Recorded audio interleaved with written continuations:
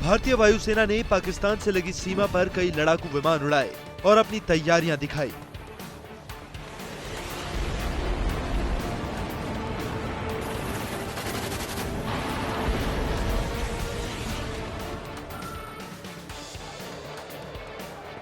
पुलवामा हमले के बाद किए गए एयर स्ट्राइक के बाद हाई अलर्ट पर रही इंडियन एयरफोर्स ने पंजाब और जम्मू कश्मीर से लगने वाली पाकिस्तान की सीमा पर कई युद्धाभ्यास किए।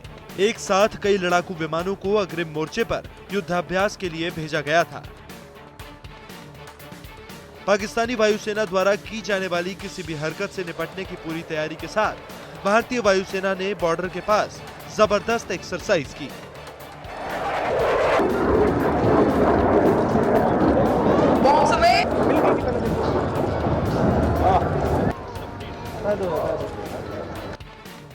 लोग घरों से बाहर आ गए। चारों तरफ अंधेरा था, कुछ ना साफ सुनाई दे रहा था और कुछ ना दिखाई दे रहा था। लोगों ने कहा लग रहा था मानो जंग हो गई हो।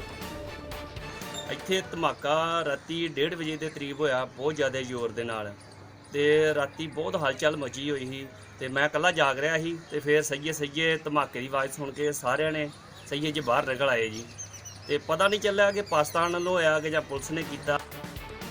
मार्च की रात करीब 1:30 बजे अमृतसर में धमाकों की गूंज से दहल उठा।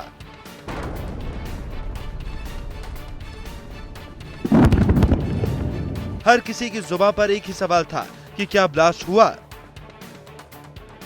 जिन जिन इलाकों में गूंज ज्यादा सुनाई दी उन गांवों के लोगों को लगा जैसे कहीं जंग तो नहीं छिड़ गई। लोगों ने पूरी रात सोते जागते गुजारी। सुबह लोगों ने मंदिरों में जाकर सुख शांति की प्रार्थना की। हमारी टीम अमृतसर से सटे गांव मूलेचक पहुंची। गांव के लोगों में जहां दहशत थी वहीं सुख शांति के लिए मंदिरों में लोग प्रार्थना भी कर रहे। गांव मूलेचक के महाभगवती के मंदिर में गांव का भाईचारा था। हाथ जोड़ने वाले हिंदू भी थे और सिख भी, बच्चे भी थे और बुजुर्ग भी। सभी के जुड़े हाथ जंग नहीं चाहते थे, शांति की कामना कर रहे थे। रात अमृतसर में 2 धमाकों की जो आवाज आई थी उस चीज को सब देखा गया है। अभी तक की जो प्रीलिमिनरी इंफॉर्मेशन है, जो वेरीफाई किया है, अभी तक ऐसा कोई भी चीज सामने नहीं है। ये ऐसी कोई बात सामने नहीं है। ये तो अभी वेरिफिकेशन का उसमें चेक होगा, पता चलेगा कि ये कोई सुपरसोनिक जेट प्लेन था, उसकी वजह से थी या कोई और रीजन था। जैसे ही धमाका हुआ गांव के लोग घरों से बाहर आ गए। चारों तरफ अंधेरा था, कुछ सूझ नहीं रहा था। लग रहा था मानो जंग हो गई हो।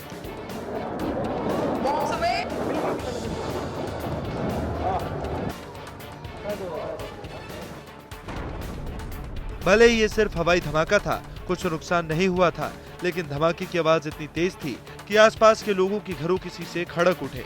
रात से ही लोगों के दिमाग में धमाका गूंज रहा था। ब्यूरो रिपोर्ट, भारत तक।